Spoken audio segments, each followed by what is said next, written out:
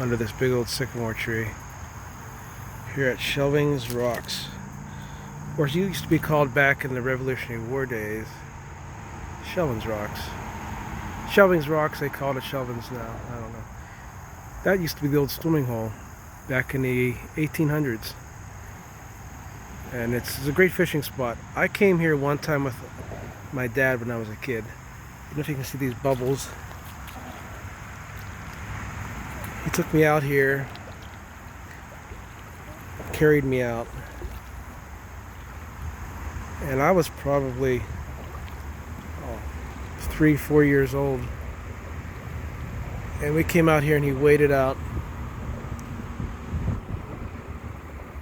and he wanted to fish this spot because it's a cold water stream that comes right down off of here.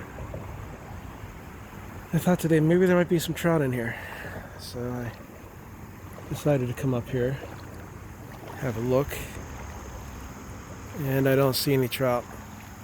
If I can walk up there, you can see there's a wall that runs the length of that. My neighbor Chuck Bishop helped build that wall back in the 1930s during the Great Depression. The WCCC paid him to, and two other guys to come in work on that.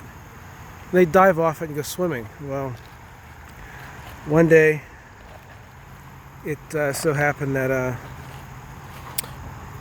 there was a big storm and the guy jumped off and it filled in the hole and he broke his neck. But it's been very dry the past few days. You can see this little stream coming in. It does not have enough water to really bring in the trout. And the water's not cold enough for it. So, kind of a failed attempt on my part. So what I'm going to try to do, wearing these type of shoes are like Crocs, is try to walk up through here, cross this thing again. You see, it's all a usually this is pretty deep in here in this rapids. The rocks are very slippery, and with these Polaroids on I can't see the depth very well.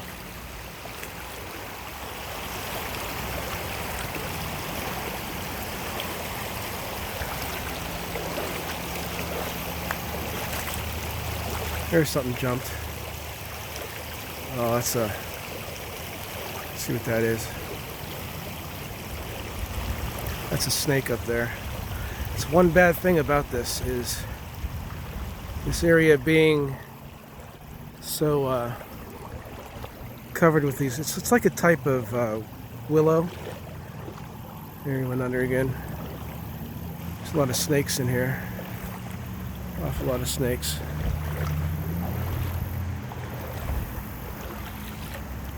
So you have to be on your guard. They are venomous vipers. They are some copperheads and water snakes. I don't often get a chance to talk about this biome. There you see a blue heron flying away.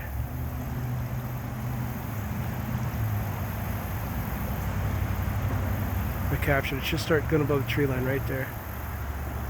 He likes to feed up on the next curve. I'm surprised to see him here.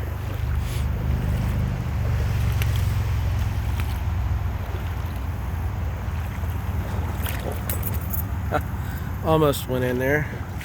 These shoes they're good for water if you're out on a kayak or something like that. But walking on these rocks, you can see how much algae's on them. There's a lot of sand beneath it. All these water bugs.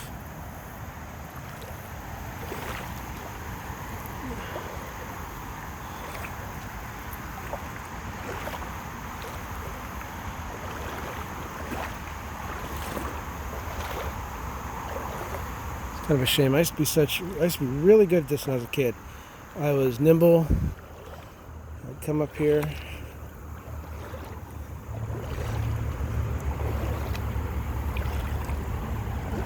Never slipped and fell. I could dance across these rocks. I'm starting to sound like my dad. When I was a kid, I used to jump from rock to rock and cross the whole creek and never get wet and fish. Now, if I tried it, I'd break both my legs, and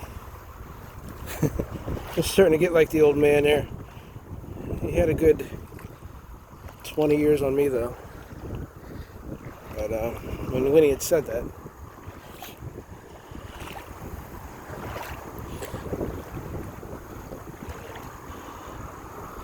I don't see any fish. I think that the legendary fish of the Little Hannah are kind of dead.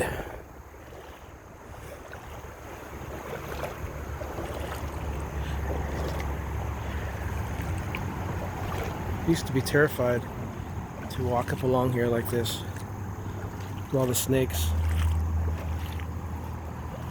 Water moccasins love this. That's basically what the copperhead is, and you can find them everywhere, sunning themselves on a day like today.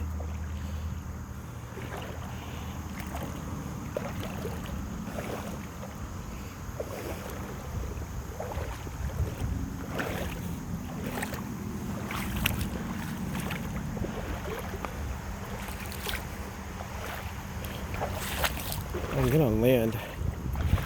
There we go. Fine now.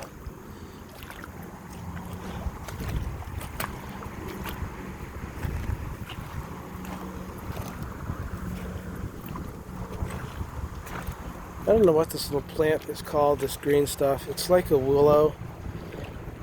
I'm thinking it's because a weeping willow will actually root anywhere that a limb falls off. I think it is a type of willow.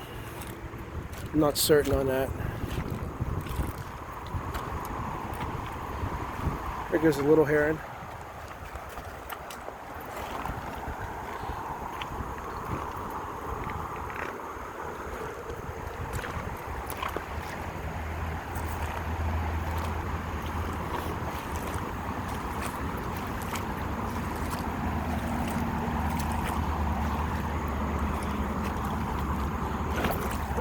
You can see some of these water bugs. They just kind of sit in a colony on top of the water.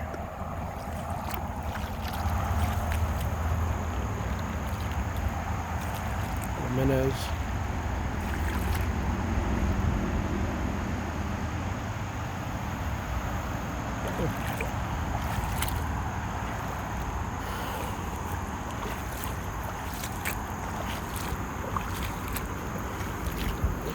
I prefer walking in the water because it kind of limits you on what exposure you have to bugs and snakes and things. You have better view of your periphery. This is where I grew up, my friends. This is where I cut my teeth. So I did.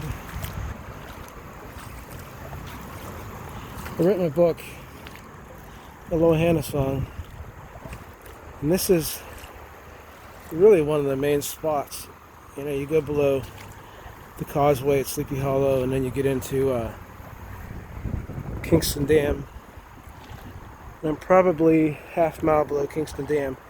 This is where it starts leveling off, and you have a like a delta from the mountains where this was once another mountain and valley that was filled in by the eroding and wearing away of the Chestnut Ridge where the Little Hannah goes through. And what I like about it is just the riprap of different rock formations, different historical little bridges you'll see that are across here. There's one here somewhere. I can't remember where it's at, but beyond here it goes down through Latrobe and then into Little Hannah Lake, and eventually into the Kissmackinnicus, and then the Ohio, and then the Mississippi River.